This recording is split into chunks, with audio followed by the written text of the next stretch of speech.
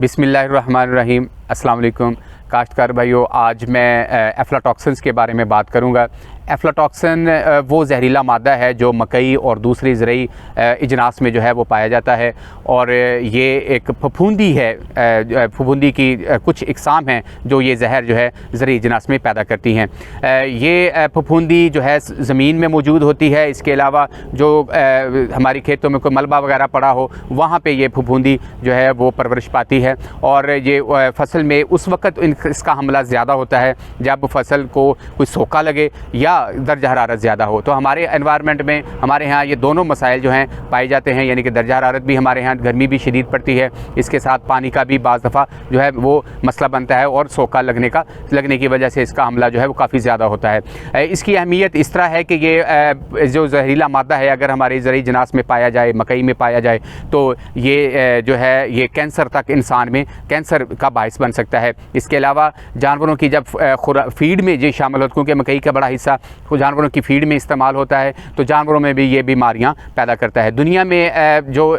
Companies जो हैं या हुकूमतें मकई ख़रीदती हैं, तो वे टेस्ट करती हैं जिससे ख़रीदी जाने वाली मकई में इसका जो लेवल देखा जाता है। अगर लेवल एक ख़ास हद से ज़्यादा हो तो ऐसी लाट को या ऐसी मकई को मुस्तरद कर दिया जाता है, नहीं ख़रीदी जाती। इसी तरह पाकिस्तान में भी वो कंपनियाँ जो मकई से मुख्तलिफ़ जो है प्रोडक्ट्स बनाती हैं, वो भी इसका टेस्ट करती हैं, और अगर इसका लेवल जो है एक ख़ास हद से ज़्यादा हो तो वो इसको उस मकई को रिजेक्ट कर देती हैं, या उनका जो इसी तरह उनकी जो कीमत है वो फिर उनको बहुत कम मिलती है फार्मर को। इस अहमियत के पेश नज़र अब हमें इस तरफ भी तवज्जो देना होगी कि हमारे जो अजनास हैं उनमें एफ्लाटॉक्सिन्स का जो लेवल है, यानी कि जहरीले मादों का जो लेवल है वो कम हो। इसके लिए हमें कुछ अमूर काश्तकारी जो है उसको बेहतर करना पड़ेगा। सबसे पहले तो ये विसा कोशिश करें कि फसल को सोका ना लगे किसी भी मरहला पर, चाहे वो इब्तदाई मरहला हो या पॉलिनेशन का मरहला या दाना बनने का मरहला, क्योंकि जैसे ही सोका लगेगा, दर्जा हरारत ज़्यादा होता है हमारे यहाँ, तो इस फफूंदी के हमले का जो है वो ख़तरा काफ़ी बढ़ जाता है। इसके साथ जो है कि हमारे जो हशरात हैं, हमें हशरात पर कंट्रोल जो है बर वक्त करना पड़ेगा। ख़ास तौर पे फाल आर्मी वर्म जो पौधे के तमाम हिस्सों को खाती है, और ऐसे दूसरे जो हशरात हैं जो मकई की फसल को नुकसान पहुंचाते हैं, क्योंकि जब वो हमला करते हैं तो जहाँ पे पौधे को वो डैमेज करते हैं, चाहे वो तना हो, पत्ता हो या जो दाने हों, तो वहाँ पे इसका फफूंदी के हमले का जो है वो ख़तरा काफ़ी बढ़ जाता है। इसके अलावा जो अमल है वो ये है कि हमें जो हार्वेस्टिंग है, जो फसल की कटाई है, वो फिजियोलॉजिकल मैच्योरिटी पे करनी चाहिए। कच्ची फसल नहीं तोड़नी चाहिए, क्योंकि कच्ची फसल तोड़ेंगे तो फफूंदी के हमले का ख़तरा बढ़ जाता है। और उस वक्त इसको हार्वेस्टिंग करें जब नमी तकरीबन 30% या इससे कम हो। इसके अलावा जैसे जब ही आप इसको हार्वेस्टिंग करें फसल को, तो आपके मुशाहदे में अगर ऐसी छलियां आ रही हैं जिनमें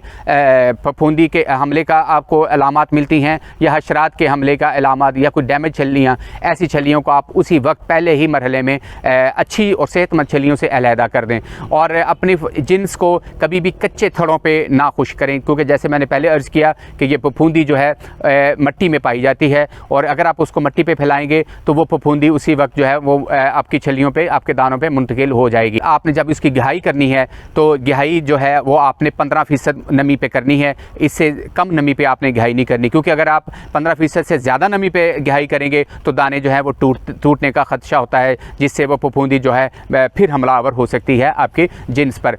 तो इसकी पहचान ये है कि जब छल्ली आप खुश्क करने के अमल के दौरान छल्ली का दाना तोड़ के, चंद दाने तोड़ के मुँह में रखें, अगर वो दाने जो हैं वो कड़क की आवाज़ के साथ टूटें तो ये एक अलामत है कि छल्ली में नमी तकरीबन 15% के राउंड अबाउट हो चुकी है। इसके साथ साथ जो है अगर आपने इसको ज़ख़ीरा करना है, जो गहाई के बाद दानों को ज़ख़ीरा करने का अमल जो है वो आपने करना है, तो जो आपके स्टोर हैं उनकी अच्छी तरह फ्यूमिगेशन करें कि वहाँ पे कोई कीड़े वगैरह ना हो और फफूंदी वगैरह ना हो, तो फंजीसाइड और इंसेक्टिसाइड का अच्छी तरीके से वहाँ पे फ्यूमिगेशन जो है वो उसका अमल जो है वो करें। इसके साथ साथ जब अगर छल्लियों को खुश्क करने का जो मरहला है उस मरहले को यकसा बनाएं और तेज़ी से पूरा करने के लिए उछलियों को जो है हिलाते रहें, उसका जो है अथल पथल करते रहें ताकि छलियों की खुश्की करने का जो अमल है वो तमाम छलियों में यकसा तौर पे हो। उम्मीद है कि आप